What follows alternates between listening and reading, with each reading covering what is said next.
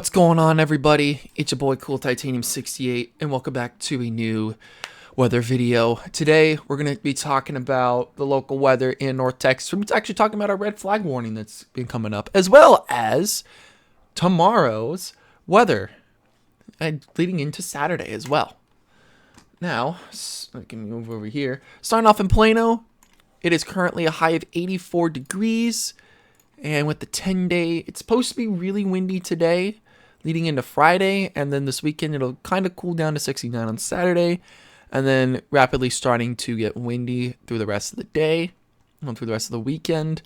On Tuesday and Wednesday, it's going to be really windy. And then Thursday, it's when it's going to be sunny, but it's going to start to warm up really quickly to 80 degrees on Saturday. Now, Aubrey, it's currently 86 over there. Again, winds not really there anyways.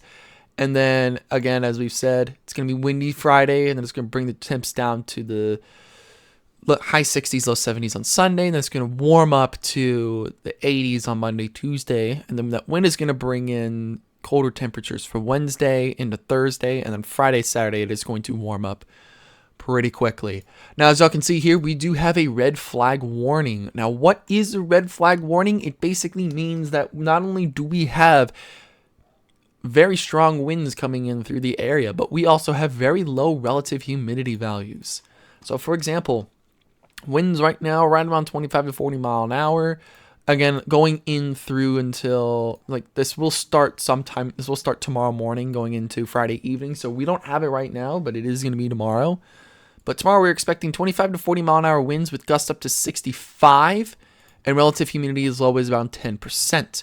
As we've shown here, temperatures can be going to be right around the mid to low 80s. But with that, that's not going to be good, especially since we have a rapid spread of wildfires, which actually that'll lead me into Friday, which we can actually talk about. I mean, look at this pretty big extreme risk of wildfires over in a lot of north and northwest central Texas, most of central Oklahoma, and even going into very small portion of Missouri and southeast Kansas. This is going to be a bad thing because, as we've said before, with that red flag warning means that we are going to, any fires that start could spread pretty quickly. But since we're back on the SPC, as we've shown before here, there's going to be some sort of rain here going around there. But the big things are going to be coming into Friday. Now, as I said before yesterday, today is the day that we get to see all the tornado wind and hail probabilities. And actually, this morning, they upgraded tomorrow's severe weather to a moderate risk. Now, is it mainly tornadoes? No. And honestly, it could update sometime tomorrow morning. We don't know.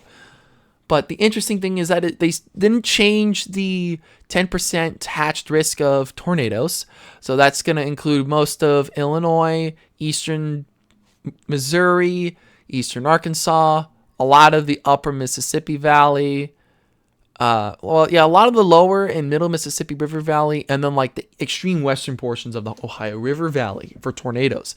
The big one is going to be wind, so that is going to sit right around the mid to upper level Mississippi Valley, straddling most of eastern Missouri and western and south and southwest Illinois. Now, with that, again, what is coming? As I've said before, we got a very, very powerful upper wind.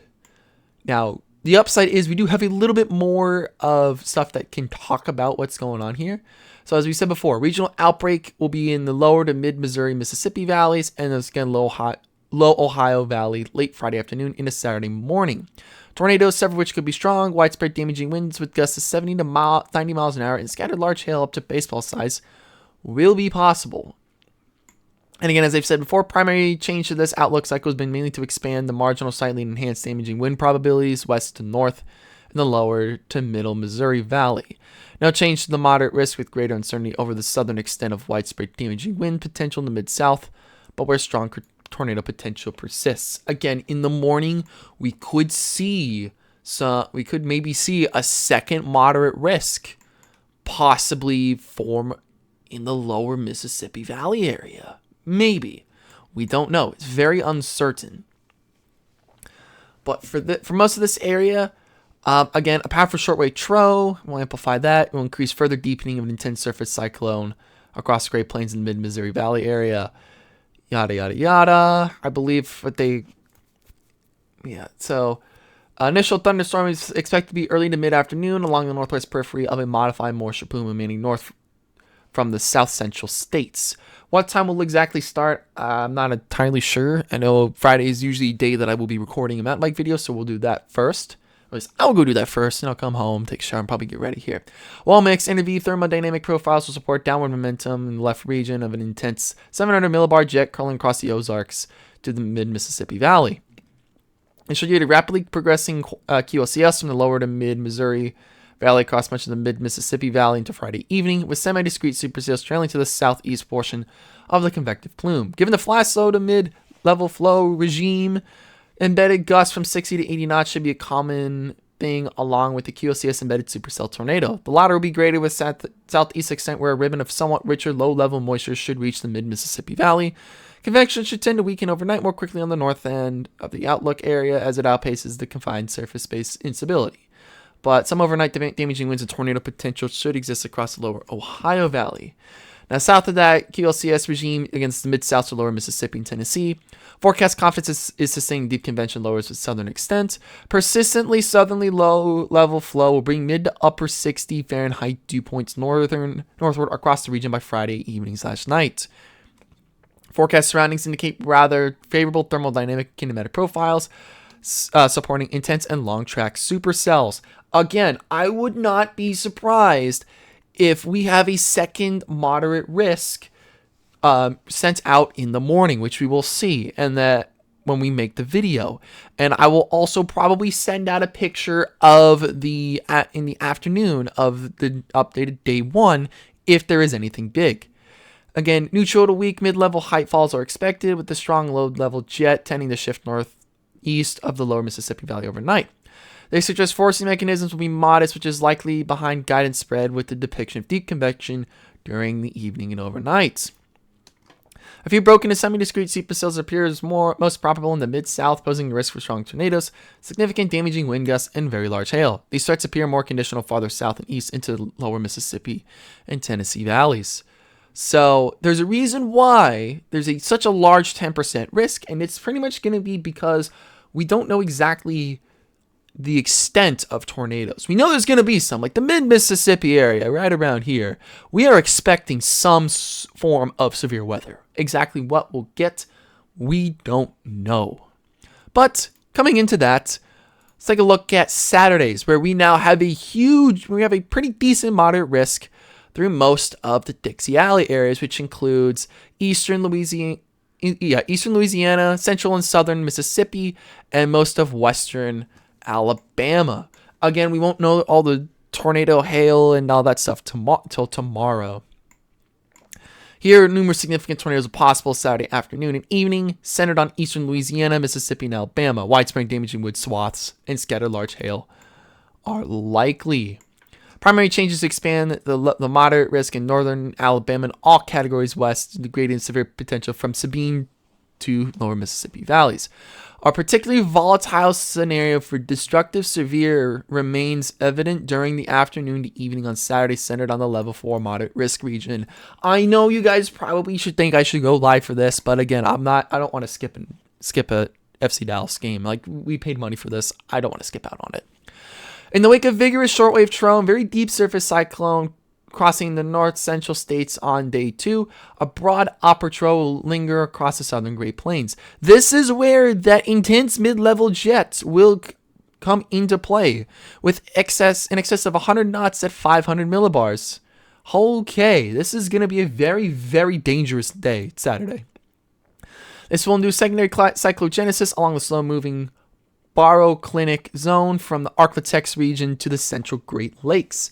Another day of air mass modification ahead of this wave will yield a pronounced plume of rich northwest Gulf moisture that should be pristine across southwest Louisiana into central Mississippi through the late morning.